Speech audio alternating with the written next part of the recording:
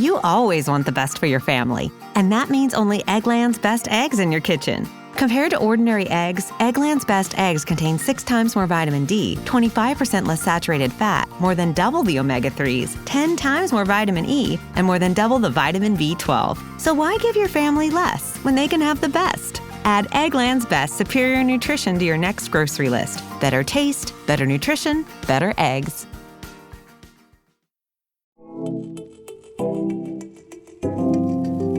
I'm Aislinn Green, and this is Unpack, the podcast that unpacks the world's most interesting destinations and the deeper stories behind travel. Happy New Year, everyone, and welcome back. This month, we're wrapping up our exploration of Afar's annual Where to Go list. And this year's list, if you've been listening, is a little different because in 2026, we want to lessen the burden on over-touristed destinations and help expand visitation to other parts of the world.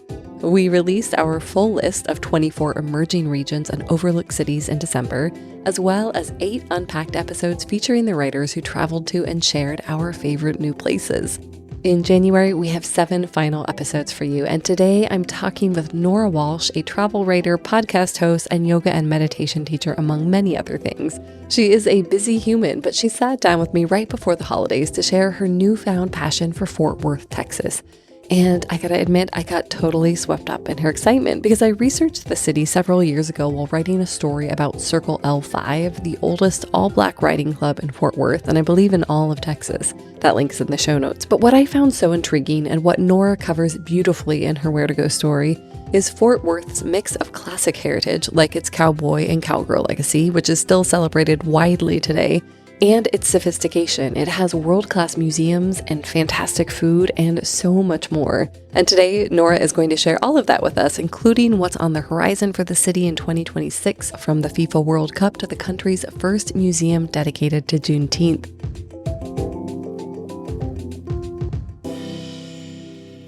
Nora, welcome to Unpacked. It's always lovely to see you, and especially here on the podcast, so thank you. Well, thank you for having me. I'm excited to be here. So why did you pitch Fort Worth for our Where to Go list? I had been to Fort Worth last year and I had such an amazing time. It's called the Unexpected City is one of its nicknames.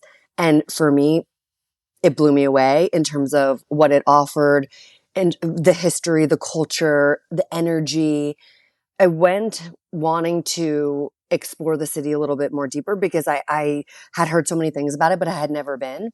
And it's just going on all cylinders. So I had such an incredible experience. And then they have these like new Hallmark things happening next year, which is one museum is expanding and the National Juneteenth Museum is set to break ground. So that's just historic and incredible and really is so newsworthy to be why to go in 2026. Yeah, that's so cool. So will you share a few of the things that you did, that especially ones that maybe surprised you or might kind of challenge what people think about Texas as a whole? Oh God, I did so much in such a short amount of time. I actually extended my stay because I was having such a great time. I originally went because I have really close friends who live in Dallas. And so I went down to Dallas to see them. So it was just, we ended up going to the Fort Worth Food Festival. It was a total solar eclipse. So, which was very cool. I watched it in the stockyards and amazing. It really was. I really, really it was such a variety of experiences there, all stitched together. And there's like all these different pockets. And I went to the stockyards for the cattle drive. And it's this like very historic part of the city, but it's also been refreshed. Mule Alley, which is like, where they used to have, like all the mules and the cattle, and now it's all these boutiques, like really cool restaurants. There's a really nice hotel there.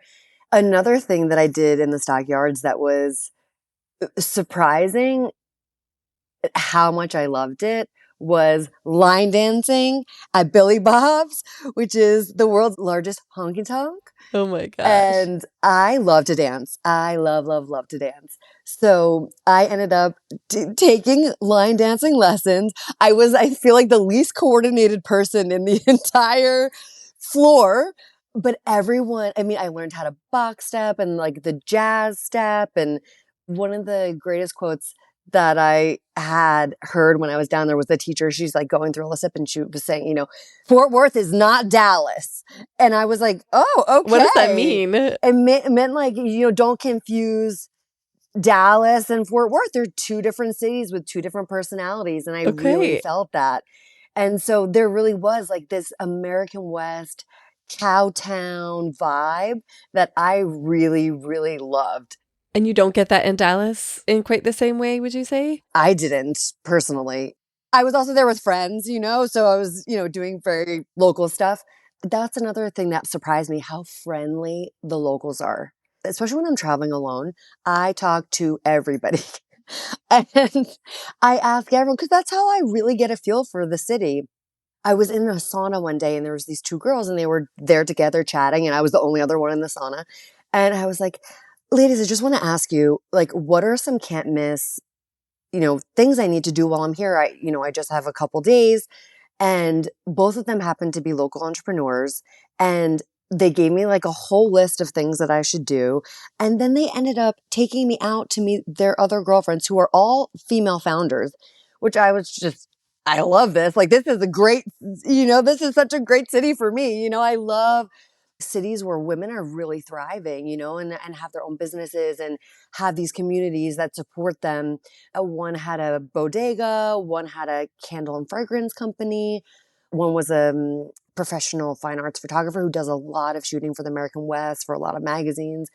And the other one was an entrepreneur who has a tequila brand called Pulga, and she has like bars and restaurants all over the city. And so this was just people that I randomly met in the sauna. Just because I was talking, I was like, yeah, tell me what to do. I was asking cab drivers, I was asking bartenders. Like that's how I usually like find out the best stuff to do in a city when I'm there. So, and then I ended up like leaving there with this group of new girlfriends who I'm still in touch with and adore. So, and they're always like, when you come back to Fort Worth? I'm like, it is on my list, definitely for FIFA World Cup next year. Yes. I know there's so much happening next year. I was reviewing your story right before we chatted, and I didn't realize that the Cowboys of Color rodeo that you mentioned is actually in January. So soon after this episode is coming out. So for people who want to go and catch the rodeo, there's some cool stuff happening there. Another favorite unexpected thing that I wasn't planning to do, but I've always wanted to do. But one of the girls, actually, the photographer, I was like, I want to get a cowboy hat. Like, I've been wanting a real cowboy hat forever. Actually, I've always wanted a real cowboy hat and cowboy boots. So she recommended this place called The Best Hat Store. She's like, it's the best place to get one in Fort Worth. It's like in the name. Yeah, and they have like celebrities who come and get their hats shaped there. But it's like very like, the vibe is it's very unpretentious. Like it's very down home. Like you walk in, there's hats everywhere. And so I got a beaver felt black cowboy hat. And they shape it on your head. Like they steam it. They're like, what are you looking for? Like what style? I'm like, I don't know. You tell me. And they did, which I loved. And so they shaped it on me. And I remember asking like, what am I supposed to wear with this? And he said to me, a cowboy hat is not an accessory. Everything else is. And I was like, thank you for that piece of information, because that is exactly how I'm going to wear it. I was living in Miami at the time when I got home, and I went to Homestead because they have line dancing in Homestead. And I went specifically to wear my cowboy hat and the cowgirl boots that I got, which were from City Boots, which are specifically made for women. They're super sexy. They have them in every single color. I cannot tell you how long it took me to pick a color. So I got a pair of, they were like dark blue, almost black. And I love them. And I boot scoot around in them all the time, any chance I get. You really tapped into both like the Fort Worth kind of cowtown era and I think your own inner cowgirl. It seems like it really spoke to you, Fort Worth. I think that I must have been a cowgirl in another lifetime, because I was like, this all feels so right.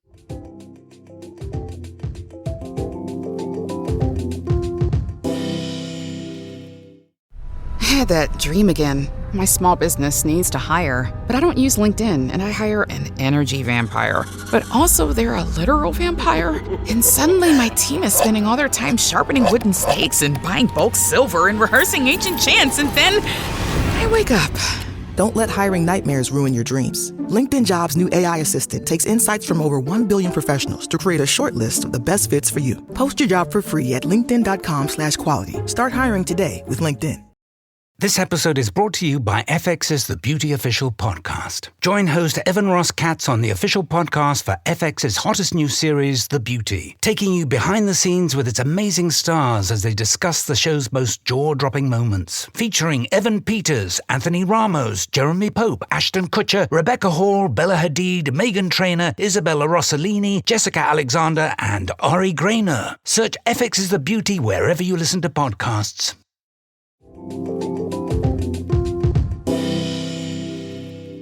Outside of that cowboy culture, what else did you experience or notice? The museums. It's the Fort Worth Cultural District. I was calling it in my head the Museum Mile, but it really was. It's like this quartet of museums that are in this one location, and you can just spend the afternoon going to each museum, and they're such different art. So they have the Kimball Art Museum, they have the Museum of Modern Art, the Amon Carter Museum, and the National Cowgirl Museum, which is the one that's expanding next year.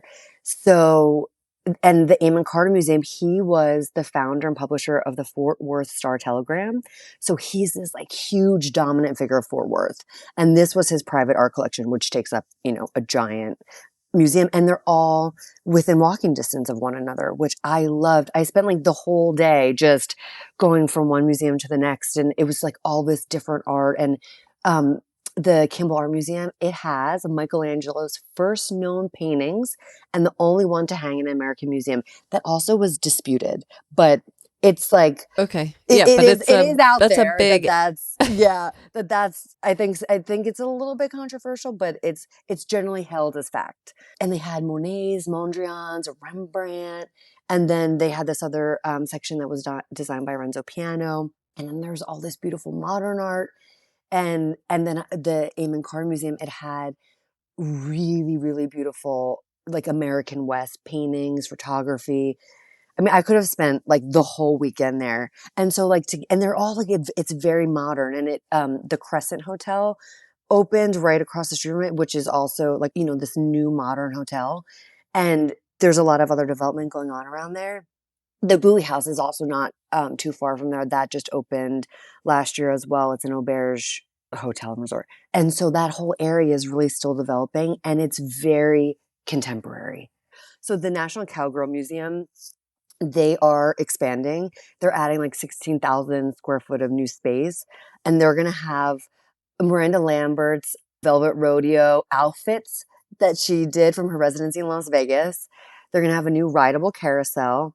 And they are going to have this like fashion forward Western wear gallery, which I just love. And they're extending it's called, I'm going to do my best to pronounce it, Escaramuza Charra exhibit. So it's Mexican rodeo, and women ride side saddle and perform all these like incredible choreographed equestrian skills. And so they have these like big embroidered dresses that are all from like across the centuries, and these embellished saddles. So it's like a fashion exhibit, and it blew my mind. And then the Juneteenth Museum, it's going to be in Southside. And I just want to mention and call out Opal Lee. She's the grandmother of Juneteenth, and she's on the board, and she really made this happen. And this area, the South Side, it used to be like the Black Wall Street. It was called like the Black Wall Street in the early 20th century. And it's going to be like a very cool museum. It's designed by Björk Engels Group. It's like in the shape of a Nova Star from the Juneteenth flag. It's going to have a food hall of diasporic cuisine. It's going to have immersive exhibitions. It's going to have a 250-seat theater. And I think the programming is going to be incredible. And so they break ground in 2026. Do Yes. they have an expected open date? It's not at this point. Yeah, it's moved. So I don't even want to say it's like, as you know. Yeah. Well, I mean, there are so many more reasons to go that we could talk about, but sadly we are out of time. Maybe I should also mention like the Nobleman Fort Worth just opened, and the Sandman Signature Fort Worth Hotel is opening next year. I would say if you go, don't miss boot scooting at Billy Bob's. Do a rodeo at the Cowtown Coliseum. Walk around Sundance Square downtown because it's a city vibe. go to the stockyards of Mule Alley, definitely go to the museums. And we didn't talk much about this, but the neighborhoods of Southside and near Southside is where like all the boutiques are, all these like really cool bars. Shout out to Low Doubt and Tulips, which is a live music venue by a local guy. And my favorite shop was Morgan Mercantile, where they had these like super cool branded, Fort Worth branded gear, but it was like very cool style. It's all made by the owners. They design it themselves. And I got myself a "It's Fort Worth It" t-shirt. And I was like, that's amazing, because it was such a cool design. And so definitely pick yourself up one of those. Well, it's Fort Worth It. You got to do it. All right. Well, Nora, thank you so much for joining us. I really appreciate you taking the time to just get everyone really excited to boot scoot their way over to Fort Worth. I'm going to boot scoot my way back to Fort Worth in 2026 for sure. Thank you so much for joining this special Where to Go episode. In the show notes, we've included links to all the places Nora recommended, as well as to her website and social handles. And in the show notes, we've also included links to all past Where to Go episodes. So happy listening, happy researching, and happy travels. We'll see you tomorrow.